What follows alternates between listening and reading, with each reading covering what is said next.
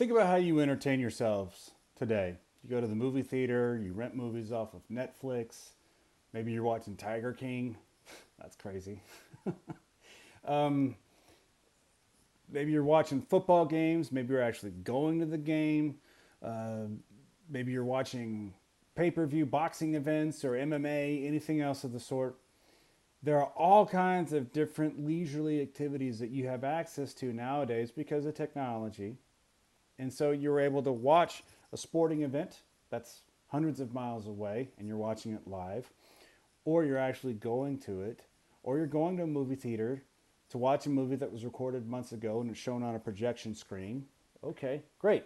You're able to rent movies off of Netflix. And as I have young children, I have rented quite a number of children's movies. I'd like to actually see some grown up movies for once, but gotta watch Zootopia and gotta watch Secret Life of Pets 1 and 2, Cars 3. Yeah, you get the picture. That being said, in the era of the 1840s and 1850s, people couldn't just hop on to Netflix. They couldn't just go to a movie theater to watch a movie. They had to find various different ways to entertain themselves. And as people developed incomes, because most of America at this time was starting to develop in middle class form, people looked for various different leisure activities to escape from their long work weeks or otherwise. So, whether they were from high society or middle class or otherwise, people would find ways to entertain themselves. And oftentimes, holidays became the time to do so. So, yeah, you may have Christmas and Easter and other major holidays. Typically, those are more religious in nature, obviously. Non religious holidays were meant specifically for family gatherings to celebrate various different things, i.e., July the 4th and otherwise. So, you would have various different family activities centered around holidays that could improve various different situations. Oftentimes, you would have traveling circuses that would go to your town, especially if you were along a railroad. You might be able to visit the circus, or you might actually go see P.T. Barnum over in New York or anything else of the line. If you've seen the movie The Greatest Show with Hugh Jackman, that is a very loose interpretation of the life of P.T. Barnum and what existed in the 1850s as a matter of leisure. So you may not have a movie industry, cinema, but you might have traveling shows and circuses where people would take freaks of life and see the bearded lady or the wolf man or the little person. They used to call them midgets back then. Now, the little person. That's what we call them now. Or the overly obese man. Nowadays, the overly fat man is pretty much all of us in today's society. But back in 1850, it was unusual to see a 300-pound man. Nowadays, it's like every other man out there.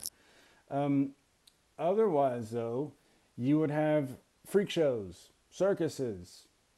You had the beginnings of modern sports. Baseball was advented around this era. It was a game taken from cricket and modernized and put in its own American bent.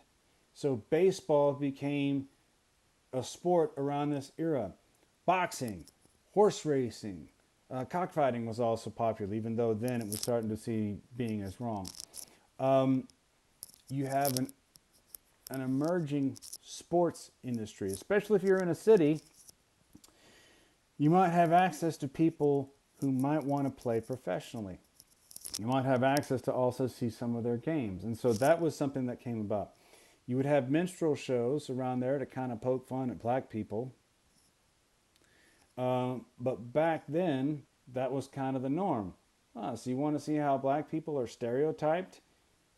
Well, around this time, that was something that was reasonably common. Poking fun. People putting blackface on and making fun of black people and their mannerisms and whatnot.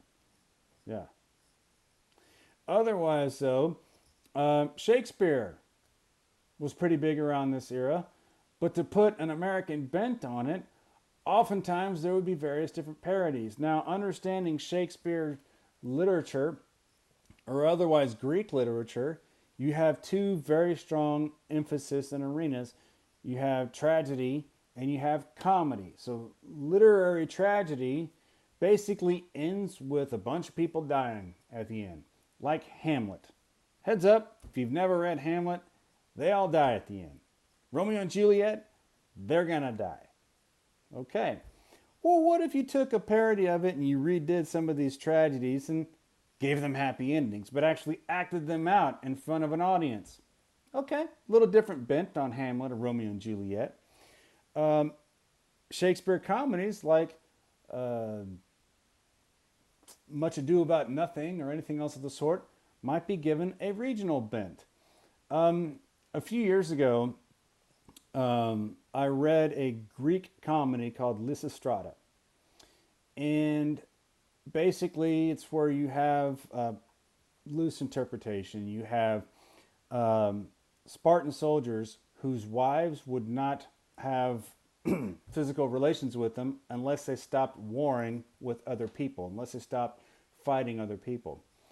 And that created a backlash, and basically chaos ensues. And it's pretty funny how these Greek soldiers try and work their way from out of that.